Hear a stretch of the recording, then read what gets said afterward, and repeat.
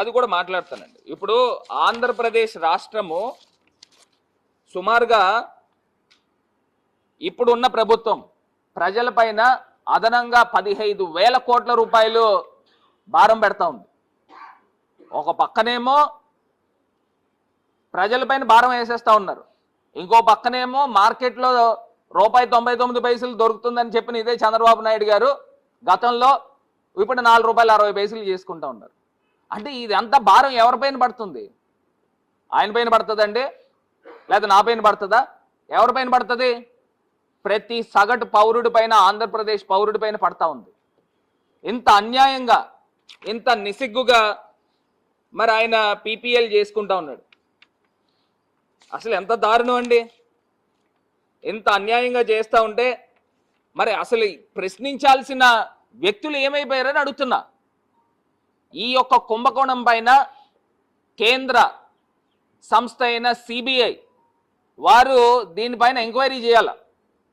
ఒక పక్కన రీసెంట్గా ఇంకొక ఎంఓయూ కూడా మేము చూసినట్టయితే అండి,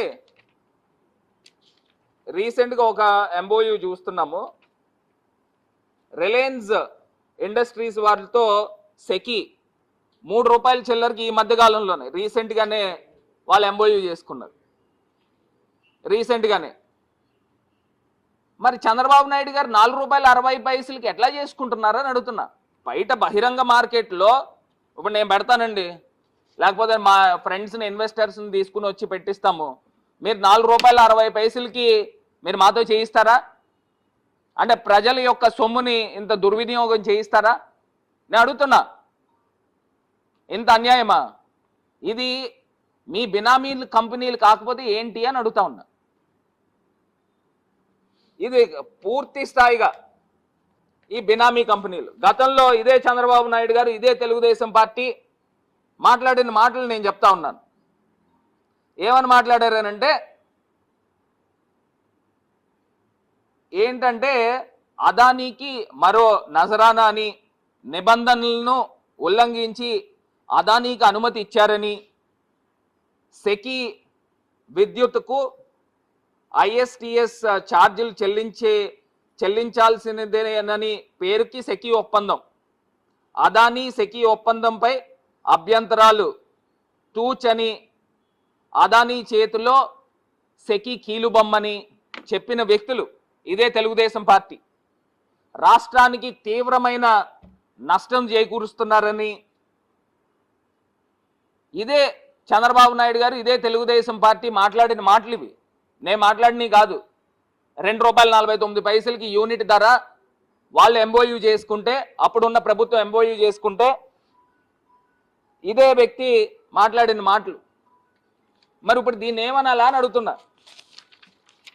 ఇంత అన్యాయంగా, ఇంత అడ్డగోలుగా అప్పుడు జగన్మోహన్ రెడ్డి గారు కూడా చాలా దూరదృష్టితో ది బెస్ట్ రేట్ అండి, ఇప్పుడు దాకా ఆంధ్రప్రదేశ్ రాష్ట్ర ప్రభుత్వము అంత తక్కువ ధరకి విద్యుత్ కొనుగోలు చేయడము ఇది ఒక చరిత్ర. ₹2.49 7,000 మెగావాట్లు.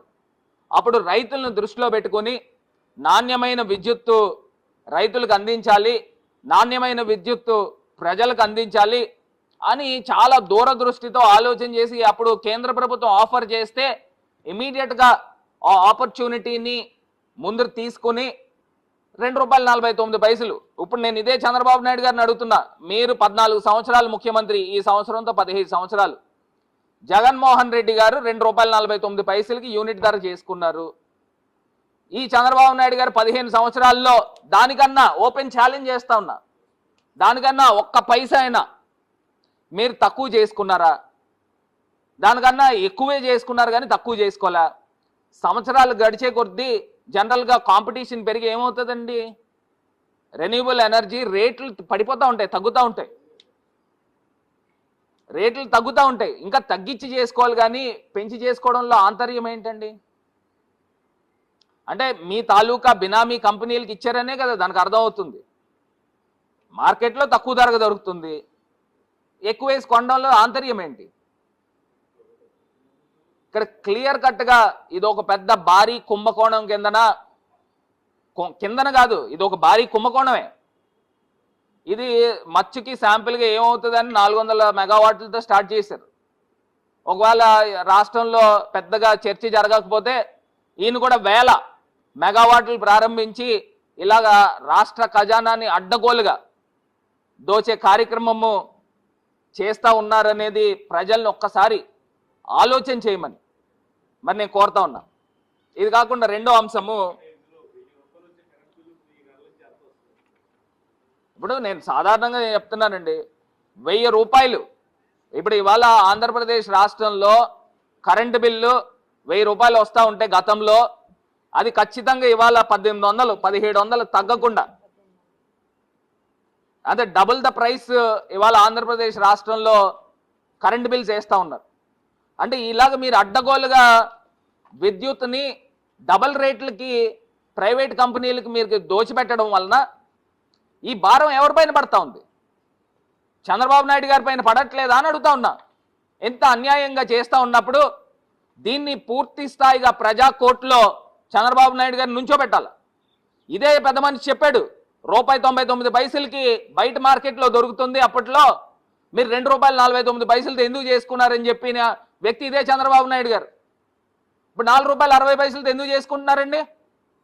ఎందుకు చేసుకుంటున్నారు అంటే అదనంగా ₹2.11 మీరు అదనంగా ప్రజా సొమ్ముని దుర్వినియోగం చేయట్లేదా అని అడుగుతా ఉన్నా. అంటే సుమారుగా 400 మెగావాట్లు ఇంటూ మీరు లెక్కలు చూసుకుంటే సుమారుగా సంవత్సరానికి 400 కోట్ల రూపాయలు అధిక భారం రాష్ట్ర ప్రభుత్వం పైన పడతా ఉంది. అంటే మీరు 25 సంవత్సరాలు మీరు లెక్కలు వేసుకోండి, వడ్డీతో లెక్కలేయండి, వేస్తే 11,000 కోట్ల రూపాయలు. ఇది ఒక భారీ కుంభకోణం. భారీ కుంభకోణం ఇవాళ ఆంధ్రప్రదేశ్ రాష్ట్రంలో జరుగుతూ ఉంది. ఇంత నిస్సిగ్గుగా ఓపెన్గా డెలిబరేట్గా చేసేస్తున్నారు. అసలు ప్రజలు ఏమన్నా అనుకుంటారో, లేకపోతే అటుపక్కన మోడీ గారి పైన ఆయన మొట్టికాయలు వేస్తారని కూడా ఈయనకి ఏ మాత్రం కూడా ఇంత సంకోచం కూడా లేదు. అక్కడ బయటేమో ఆయన గతంలోనేమో ₹2.49 చేసుకున్నారని ఓపెన్ రికార్డ్స్లో ఉంటే ఇప్పుడు ₹4.60 చేసుకోవడంలో ఏంటండి మీ ఆంతర్యం ఏంటి? ఇంత ఓపెన్గా డెలిబరేట్గా స్కామ్ చేస్తూ ఉన్నారు అని అంటే ఇవాళ ప్రజలు నిలదీయాలి. ఇప్పుడు దాకా బషీర్బాగ్ ఘటన ఎవరు మర్చిపోలా. గతంలో చంద్రబాబు నాయుడు గారు 3 పొట్టను పెట్టుకున్నారు. బషీర్బాగ్లో డైరెక్ట్ ఓపెన్ ఫైరింగ్ చేయించి పోలీసులతో ఇదే ప్రజలందరూ కూడా రోడ్ల పైనకి వచ్చారు, మీరు అధిక విద్యుత్ భారం పెంచుతున్నారని. మళ్ళీ అలాంటి ఘటనే ఖచ్చితంగా ఆంధ్రప్రదేశ్ రాష్ట్రంలో ప్రజలందరూ కూడా తిరగబడే రోజు రాబోతా ఉంది. ఎందుకంటే ఒక పక్కనేమో ప్రజలకేమో కామన్ ప్రజలు సామాన్యులు అందరూ కూడా కరెంటు బిల్లులు కట్టలేక వాళ్ళు ఇబ్బందులు పడుతున్న పరిస్థితులు కనబడతా ఉన్నాయి. ఇంకో పక్కనేమో ఈయన ప్రైవేట్ కంపెనీలకి దోచిపెట్టే కార్యక్రమం చేస్తూ ఉన్నాడు. ప్రైవేట్ కంపెనీలకి నిస్సిగ్గుగా దోచిపెట్టేస్తున్నాడు. ఒక పక్కనేమో ప్రజలు కరెంటు బిల్లు వాత మోయిస్తూ ఉన్నాడు. ఇంకో పక్కనేమో విశాఖపట్నంలో భూములు అమ్మేస్తూ ఉన్నాడు. రూపాయికి భూమి దొరకడం ఏంటండి? 3,000 కోట్ల రూపాయలు విలువ చేసే భూమిని ఇంత అన్యాక్రాంతం చేసే కార్యక్రమం చేయడం ఏంటి?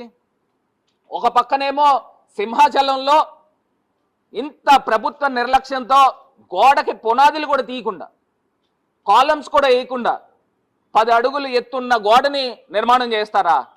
ఒక పక్కనేమో అమాయకులు ప్రజల్ని బలి చేస్తూ ఉన్నారు. ఇంకో పక్కన అక్కడే ఇదే తిరుమల తిరుపతి దేవస్థానంలో అక్కడ తీసుకుని వచ్చి ఆవులు చనిపోతూ ఉన్నాయి. ప్రభుత్వ వైఫల్యం. ఇంకో పక్కనేమో వైకుంఠ ఏకాదశి రోజున పార్కులేసి తాళాలేసి కిక్కిరిసి తొక్కిసలాటకు కారణమైంది. ఇది ప్రభుత్వ వైఫల్యం. ఇక్కడ రాజమండ్రి పుష్కరాల్లో 28 మందిని తొక్కిసలాటలో చంపేశారు. అసలు ఎన్ని తప్పులు చేస్తున్నారండి, తప్పుల మీద తప్పులు. మళ్ళీ ఓ పక్కనేమో కొంతమంది అధికారులను సస్పెండ్ చేసేసి ఈ అధికారుల వల్ల ఈ అన్ని ఘటనలు జరిగినాయి అని చెప్పేసి చెప్పడం. అసలు సింహాచలం ఘటన ఏంటండి? చందనోత్సవంకి తెలీదా? ఈ చంద్రబాబు నాయుడు గారికి తెలీదా? ఈ ప్రభుత్వానికి తెలీదా? ఇన్ని లక్షల మంది ప్రజలు వస్తారనండి. అప్పటికప్పుడు వారం 10 రోజుల ముందు ఒక పేకమేడ లాంటి గోడ కట్టడం, అది అంట ఇళ్ళ ఊగుతుందంట. అసలు ఇంత దారుణమా? ఒక పక్కనేమో ఇంత దారుణంగా ప్రజల్ని చంపేస్తూ ఉన్నారు, ఇంకో పక్కనేమో కరెంటు బిల్లులు మోత మోయిస్తూ ఉన్నారు. ఇంత ఓపెన్గా నిస్సిగ్గుగా ప్రైవేట్ కంపెనీలకి వేల కోట్ల రూపాయలు దోచిపెడతా ఉన్నారు, ఇంత అన్యాయం చేస్తూ ఉన్నారు. అసలు దీనికి ఎవరు సమాధానం చెప్పాలా అని అడుగుతా ఉన్నా. ఇప్పుడు మేము ఖచ్చితంగా జగన్మోహన్ రెడ్డి గారు అందరికీ కూడా వైఎస్ఆర్సీపీ శ్రేణులు అందరికీ కూడా పిలుపునిస్తారు. మేము అందరం కూడా రోడ్లపైకి వస్తాం, ప్రజలను వెంట పెట్టుకుని రోడ్లపైకి వస్తాం.